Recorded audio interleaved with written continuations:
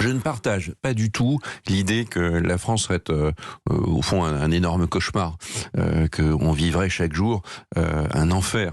Il y a des Français qui vivent très difficilement, personne ne dit le contraire, et Dieu sait que notre modèle social essaye aussi, mais c'est pas toujours une question d'affaires sociales d'ailleurs, essaye de rééquilibrer les choses. Il y a beaucoup de choses à transformer, mais la France, elle n'est pas ce pays totalement à la dérive, comme disent un certain nombre.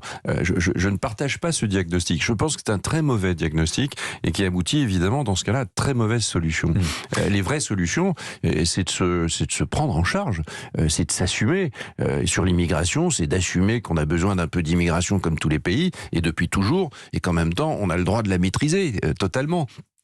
Mais Ce on qu'on ne a résume peut-être pas. échoué à faire depuis longtemps, Éric Woerth. Oui, mais on continuerait. Avec un populiste, ce serait encore pire, parce que comme on ferait pas grand-chose d'autre, ce serait un pays qui se replierait sur lui-même. Le populisme, c'est la version dégradée de la démmécratie. C'est d'aller dans le sens du peuple. Les populistes disent le contraire. C'est la version authentique de la démocratie, puisque c'est la voix du peuple. Oui, mais je veux dire, parce qu'ils sont pas dans le siècle. Ils sont ailleurs. Alors ça obtient un écho, parce que c'est des arguments toujours très simples, voire simpliste. Si c'était simple, ça se saurait. Et d'ailleurs, tous les populistes qui ont traversé l'histoire, on les appelait différemment.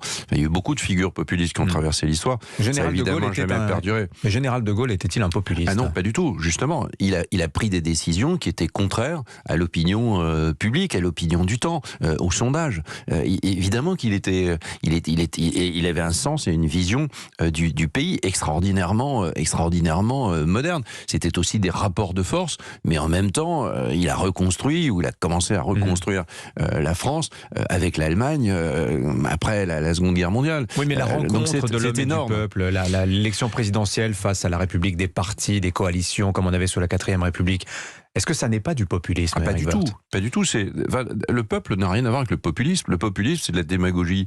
C'est assez simple. D'ailleurs, vous n'avez pas besoin d'un gouvernement populiste. Il suffit de mettre un ordinateur, d'y mettre toutes les milliers de données qu'on sait faire aujourd'hui, et tous les jours, il prendra une décision populiste. C'est la technocratie, ça. C'est assez simple. C'est une forme de marketing identitaire qui est une version dévoyée de la grandeur de la France. Assurer la grandeur de la France et donc le bonheur de son peuple, et aussi rendre les Français plus heureux, c'est au fond ce qu'on cherche quand même tous collectivement, c'est quand même à un moment donné d'abord la voie de l'effort. Alors pas le sang et les larmes, mais la voie de l'effort. Et le gaullisme, c'est une idéologie de l'effort.